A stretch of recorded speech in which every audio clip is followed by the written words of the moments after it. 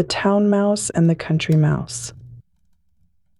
A country mouse invited a town mouse, an intimate friend, to pay him a visit and partake of his country fare. As they were on the bare plough lands, eating their wheat stalks and roots pulled up from the hedgerow, the town mouse said to his friend, "You live here the life of the ants, while in my house is the horn of plenty. I am surrounded with every luxury, and if you will come with me, as I much wish you would, you shall have an ample share of my dainties." The country mouse was easily persuaded and returned to town with his friend. On his arrival, the town mouse placed before him bread, barley, beans, dried figs, honey, raisins, and, last of all, brought a dainty piece of cheese from a basket.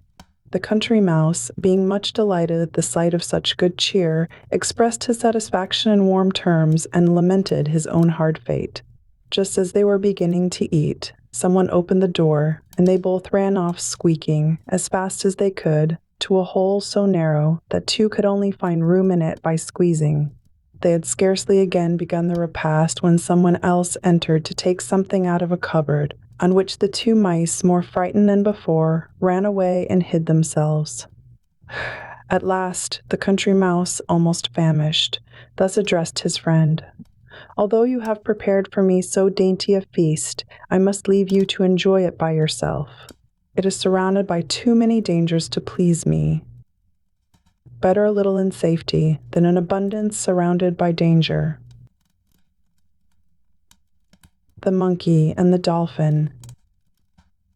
A sailor, bound on a long voyage, took with him a monkey to amuse him while on shipboard. As he sailed off the coast of Greece, a violent tempest arose in which the ship was wrecked, and he, his monkey, and all the crew were obliged to swim for their lives. A dolphin saw the monkey contending with the waves, and supposing him to be a man whom he is always said to befriend, meaty tame, and placed himself under him to convey him on his back in safety to the shore. When the dolphin arrived with his burden in sight of land not far from Athens, he demanded of the monkey if he were an Athenian, who answered that he was, and that he was descended from one of the noblest families in that city. The dolphin then inquired if he knew the parades, the famous harbor of Athens. The monkey, supposing that a man was meant, and being obliged to support his previous lie, answered that he knew him very well, and that he was an intimate friend who would, no doubt, be very glad to see him. The dolphin, indignant at these falsehoods, dipped the monkey under the water and drowned him. He who once begins to tell falsehoods is obliged to tell others to make them appear true, and sooner or later they will get him into trouble. The Roosters and the Partridge. A man had 2 roosters in his poultry yard. One day, by chance, he fell in with a tame partridge for sale. He purchased it and brought it home that it might be reared with his roosters. On its being put into the poultry yard, they struck at it and followed it about, so that the partridge was grievously troubled in mind and supposed that he was thus badly treated because he was a stranger. Not long afterwards, he saw the roosters fighting together, and not separating before one had well beaten the other. He then said to himself, "I shall no longer distress myself at being struck at by these roosters, when I see that they cannot even refrain from quarreling with each other." Strangers should avoid those who quarrel among themselves. The Boy and the Nettle. A boy was stung by a nettle. He ran home and told his mother, saying, "Although it pains me so much, I did but touch it ever so gently." "That was just it," said his mother, "which caused it to sting you. The next time you touch a nettle, grasp it boldly, and it will be soft as silk to your hand, and not in the least hurt you. Whatever you do, do with all your might." The trumpeter taken prisoner. A trumpeter, bravely leading on the soldiers, was captured by the enemy. He cried out to his captors, "Pray spare me, and do not take my life without cause or without injury. I have not slain a single man of your troop. I have no arms and carry nothing but this one brass trumpet. That is the very reason for which you should be put to death," they said. "For while you do not fight yourself, your loud trumpet stirs up all the other soldiers to battle." He who incites strife is as guilty as they who strive. The unequal match. The lion, touched with gratitude by the noble procedure of a mouse, and resolving not to be outdone in generosity by any wild beast whatsoever, desired his little deliverer to name his own terms, for that he might depend upon his complying with any proposal he should make. The mouse, fired with ambition at this gracious offer, did not so much consider what was proper for him to ask, as what was in the powers of his prince to grant, and so demanded his princely daughter, the young lioness, in marriage. The lion consented, but when he would have given the royal virgin into his possession, she, like a giddy thing as she was, not minding how she walked, by chance set her paw upon her spouse, who was coming to meet her, and crushed him to pieces. Beware of unequal matches. Alliances prompted by ambition often prove fatal. The Donkey and the Charger. And Donkey congratulated a horse on being so ungrudgingly and carefully provided for, while he himself had scarcely enough to eat, nor even that without hard work. But when war broke out, the heavy-armed soldier mounted the horse, and rushed into the very midst of the enemy, and the horse, being wounded, fell dead on the battlefield. Then the donkey, seeing all these things, changed his mind and commiserated the horse, saying, "How much more fortunate am I than a charger? I can remain at home in safety while he is exposed to all the perils of war. Be not hasty to envy the condition of others." The Vain Jackdaw. Jupiter determined, it is said, to create a sovereign over the birds, and made proclamation that on a certain day they should all present themselves before him, when he would himself choose the most beautiful among them to be king. The jackdaw, knowing his own ugliness, searched through the woods and fields, and collected the feathers which had fallen from the wings of his companions, and stuck them in all parts of his body.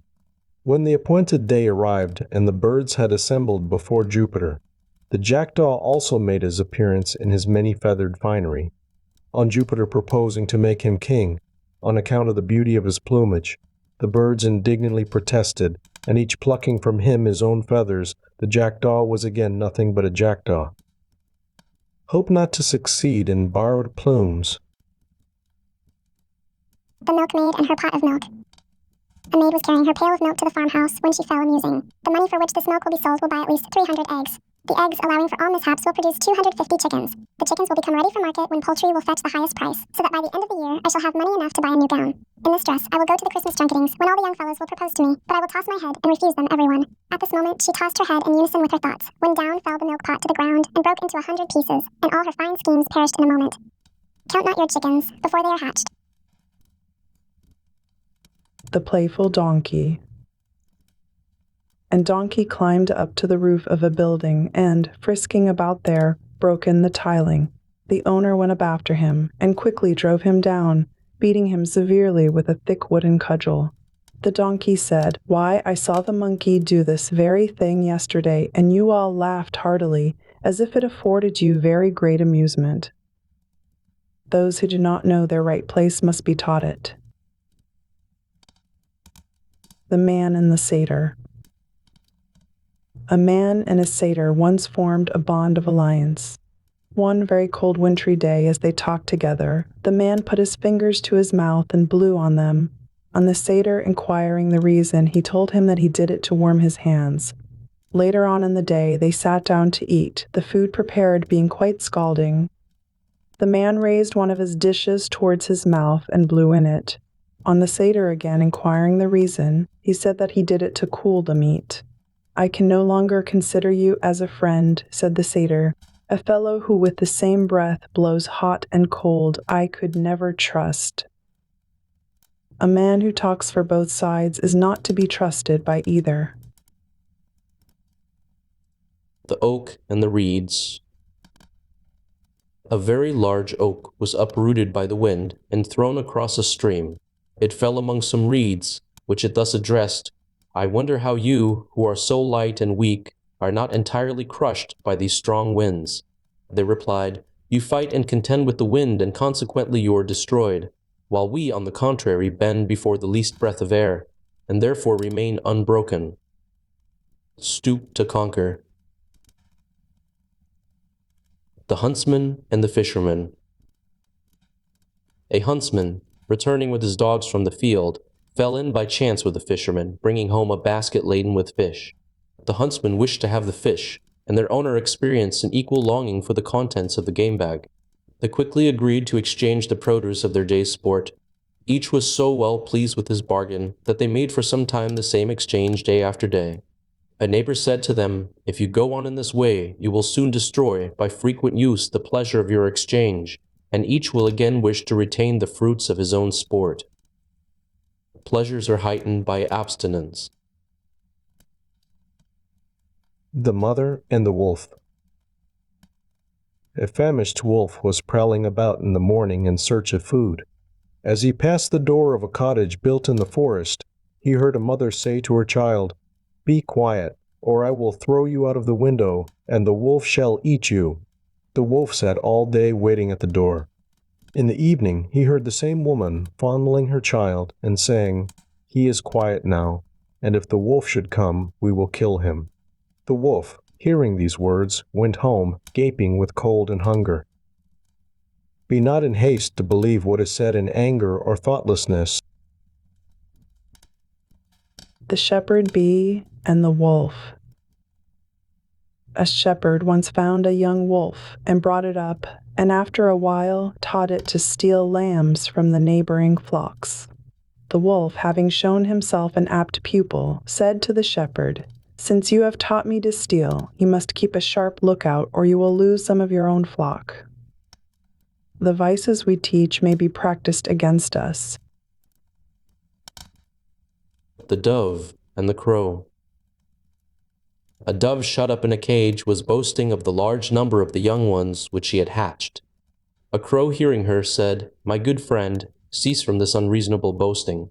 The larger the number of your family, the greater your cause of sorrow, in seeing them shut up in this prison house. To enjoy our blessings, we must have freedom."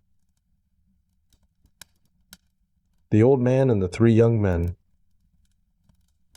As an old man was planting a tree, 3 young men came along and began to make sport of him, saying, "It shows your foolishness to be planting a tree at your age. The tree cannot bear fruit for many years, while you must very soon die. What is the use of your wasting your time in providing pleasure for others to share long after you are dead?" The old man stopped in his labor and replied, "Others before me provided for my happiness, and it is my duty to provide for those who shall come after me. As for life, who is sure of it for a day? You may all die before me." The old man's words came true. One of the young men went on a voyage at sea and was drowned. Another went to war and was shot, and the third fell from a tree and broke his neck. We should not think wholly of ourselves, and we should remember that life is uncertain. The Lion and the Fox.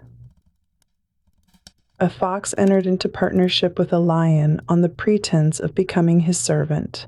Each undertook his proper duty in accordance with his own nature and powers. The fox discovered and pointed out the prey, the lion sprang on it and seized it.